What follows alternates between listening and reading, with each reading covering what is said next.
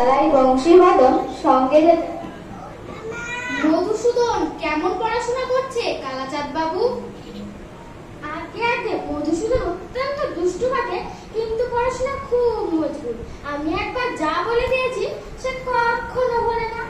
বটে, তা আমি আজ একবার পরীক্ষা করে দেখতে চাই। না দেখুনই না।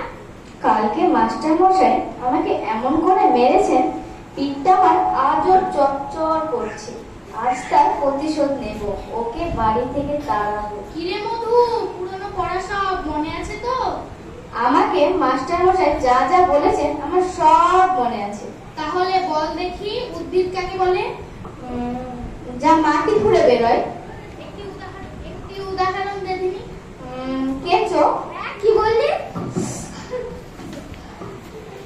মাস্টার মশাই এখন কিছু বলবেন না। তুই পদ্ম পাঠ করিসনি? হ্যাঁ পড়েছি। তাহলে বল দেখি, কাননে কি ফোটে? কাননে কাটা ফোটে। থামেন মাস্টার মশাই। সিরাজুদ্দৌলাকে কে কেটেছে ইতিহাসে কি বলে? পোকায় কেটেছে। কেমন করে? শুধু সিরাজদৌল্লাকে কেন, আমার ইতিহাস খেলা পুরোটাই তো পোকায় কেটেছে। এই দেখুন, দেখুন না। ব্যাকরণ শিখেছিস? হ্যাঁ শিখিয়েছি। তাহলে বল দেখি, কর্তা কাকে বলে এমন একটি উদাহরণ দে। কর্তা ওই তারা জয়মুন্সী। কি করে? কারণ সে কর্ম ও ক্রিয়া নিয়েই থাকে। তোমার মাথা। আরে মাস্টার মশাই, এটা আমার মাথা না, এটা আমার পিঠ।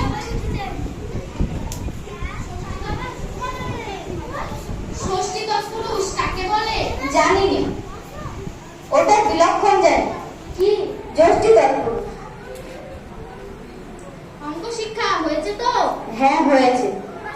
তাহলে বল দেখি, তোকে 6:30 সন্দেশ দিয়ে বুঝিয়ে দেওয়া হলো যে তুই 5 মিনিট সন্দেশ খাবি, এবং যতটি সন্দেশ বাকি থাকবে তোর ছোট ভাইকে দিতে হবে। তোর একটা সন্দেশ খেতে যদি 2 মিনিট সময় লাগে, তাহলে তুই কতগুলো সন্দেশ তোর ভাইকে দিবি? দেব না। কি করে? কারণ আমি সব খেয়ে ফেলবো, দিতে পারবো না। আমি মাস্টার মশাই। এবার বল দেখি, একটি বটগাছ যদি 7 ইঞ্চি লম্বা, এই বৈশাখে যদি 10 ইঞ্চি লম্বা হয়, তাহলে পরের বৈশাখে কত ইঞ্চি লম্বা হবে? যদি বটগাছটা বেঁকে যায় তাহলে ঠিক বলতে পারবো না, আর যদি সোজা ওঠে তাহলে তো দেখলেই বোঝা যাবে, আর যদি মরে যায় তাহলে তো কোনো কথাই নেই। মান্না খেলে তোমার বুদ্ধি করে না? লক্ষ্মী ছাড়া মেরে পিঠ লাল করে দেবো, তাহলে না তুমি সোজা হবে।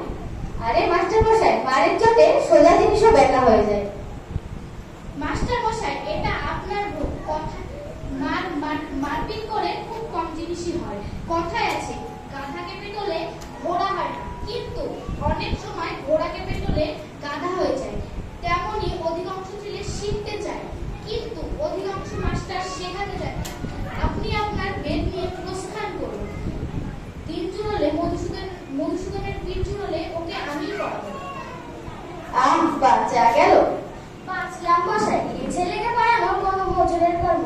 এ ছেলেকে পড়িয়ে আমি মাত্র 5 টাকা পাই, কিন্তু আমি যদি মেহনত করে মাটি কোপাই তাও আমি দিনে 10টি টাকা পাবো।